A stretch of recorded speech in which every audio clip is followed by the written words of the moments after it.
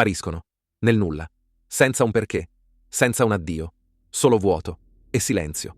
Ogni giorno, in Italia, qualcuno svanisce. Nessun corpo, nessuna traccia, nessuna verità. Le famiglie aspettano, le risposte non arrivano. E intanto il buio cresce. Cosa si nasconde dietro tutto questo? Errore? Caso? O un disegno più grande e spietato? C'è una domanda che da anni rimbalza tra le mura di certe stanze. Una domanda che pochi hanno il coraggio di pronunciare ad alta voce. In Italia, quante persone scompaiono davvero? E perché nessuno ne parla?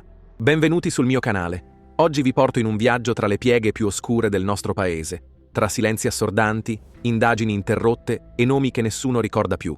Perché alcune scomparse fanno notizia e altre vengono semplicemente archiviate. Ispirato a eventi reali, con nomi modificati per rispetto e sicurezza. Era il 7 novembre 2016. Davide Barone aveva 25 anni. Faceva giornate intere in officina, dalle 8 del mattino fino a sera. Turni pesanti, mani sporche di olio, mal di schiena, ma non si lamentava mai. Faceva tutto per aiutare la madre, sola, malata, con bollette da pagare e il frigorifero spesso mezzo vuoto.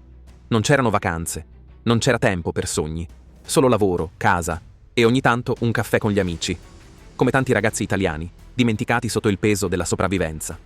Quella sera, finito il turno, uscì per prendere un caffè. Disse alla madre, con la solita voce stanca ma dolce: «Torno subito». Ma Davide non tornò mai più. Il suo telefono spento, l'auto parcheggiata, nessun testimone, nessuna telecamera, solo il buio e il silenzio. La madre andò dai carabinieri. Le risposte? Sarà scappato. Magari aveva dei problemi. Ma chi scappa? Lasciando la madre sola, malata, in mezzo ai debiti. Chi si allontana così, senza prendere neanche i documenti? Senza motivo? Non si scappa. Non si abbandona una casa, una madre, una vita intera. Non si svanisce nel nulla, per caso. Chi fugge ha paura. O è costretto, o inseguito da qualcosa, o da qualcuno. Ma lui no. Non aveva nemici, non aveva debiti suoi, solo quelli ereditati da chi amava. E allora? Cos'è successo davvero quella notte? Chi l'ha vista per l'ultima volta? E perché nessuno parla? Trascorsero giorni, poi settimane, poi mesi. Il suo nome all'inizio era ovunque. Volantini, post sui social, appelli in TV. La polizia fece il suo lavoro. Verbali, interrogatori, pochi testimoni, troppe ipotesi. Qualcuno disse: «L'ho visto, era in una comunità vicino Firenze». Poi un altro: «No, era in un ospedale psichiatrico. Sembrava confuso». Poi più niente, solo voci. Solo ombre. Gli amici iniziarono a passare parola. Volontariato. Volti stanchi, scarpe consumate, mani che appendono volantini nei bar, sui pali della luce, nelle stazioni. Ma nessuno lo vide davvero. Le ricerche si fecero sempre più fiacche. Un lago perlustrato a vuoto. Un silenzio che diventava assordante. Ogni indizio era un vicolo cieco. Ogni speranza, un'illusione. E la madre, sempre lì, seduta davanti alla finestra, a guardare una porta che non si apriva mai. Un anno dopo, la denuncia era ancora lì. In un cassetto, archiviata, come se Davide fosse solo uno dei tanti, come se la sua fatica, il suo amore per la madre, non valessero nulla. Ogni giorno in Italia spariscono circa 70 persone. Ogni 20 minuti qualcuno svanisce. Molti sono minori, molti scappano da soli, ma non tutti tornano. La metà resta nel silenzio. Nessuna traccia, nessun corpo, nessuna spiegazione. Solo numeri, solo ombre, solo assenze. E la domanda è inevitabile. Com'è possibile che nel 2025 un essere umano possa svanire nel nulla, senza lasciare traccia? Non viviamo forse in un'epoca di videocamere, tracciamenti, social network, satelliti? E allora, perché nessuno li trova? A volte è colpa della burocrazia, altre volte di un sistema giudiziario lento, ma ci sono anche casi in cui qualcuno non vuole che la verità venga a galla. Perché in Italia, in certe zone, le scomparse non sono un caso. Sono scelte, sono condanne. Sparisci, perché qualcuno ha deciso che dovevi sparire. Chi comanda davvero? Chi protegge chi? Chi ha il potere di far svanire una persona e cancellarne perfino il nome? Non sono fughe, non sono incidenti, sono messaggi. Guarda cosa succede a chi parla, guarda cosa succede a chi fa domande. Sono silenzi cuciti con la paura, sono punizioni, per chi sa, per chi ha visto, o peggio, per chi ha avuto il coraggio di dire la verità. Spariscono persone, ma spariscono anche le denunce, gli atti, le indagini, i testimoni. O forse un guasto improvviso, un errore di sistema, sempre al momento giusto. In certi luoghi si sa tutto, ma nessuno dice niente. Chi parla non parla due volte. Le registrazioni?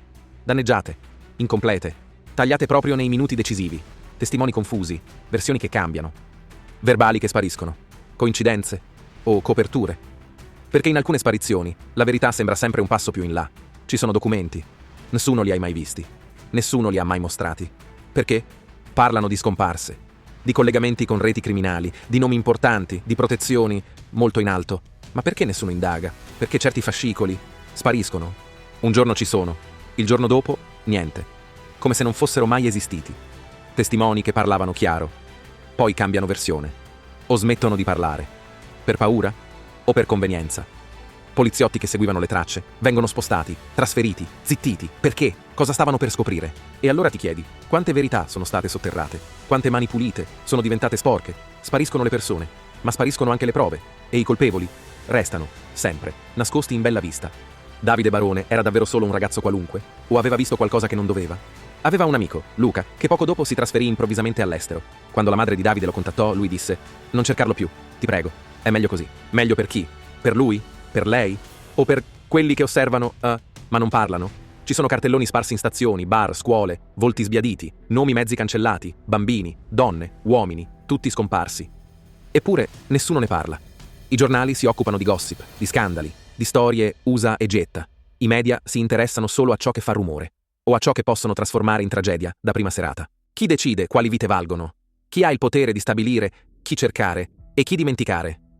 La verità è che in Italia c'è un sistema malato di indifferenza. Un sistema che lascia sole le famiglie, che zittisce i testimoni, che spegne le luci dove servirebbe accenderle. La madre invecchia.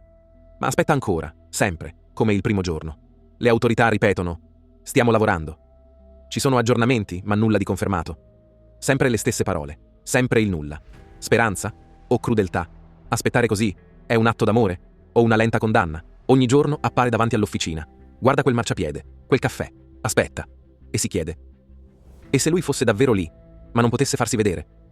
E se la verità fosse troppo pericolosa per essere detta? Questa è la nostra realtà. Corriamo, lavoriamo, rinunciamo, sognando un giorno di potercela permettere, la vita. Ma poi ci svegliamo e scopriamo che abbiamo corso per niente, che i sogni sono rimasti lì, sul comodino.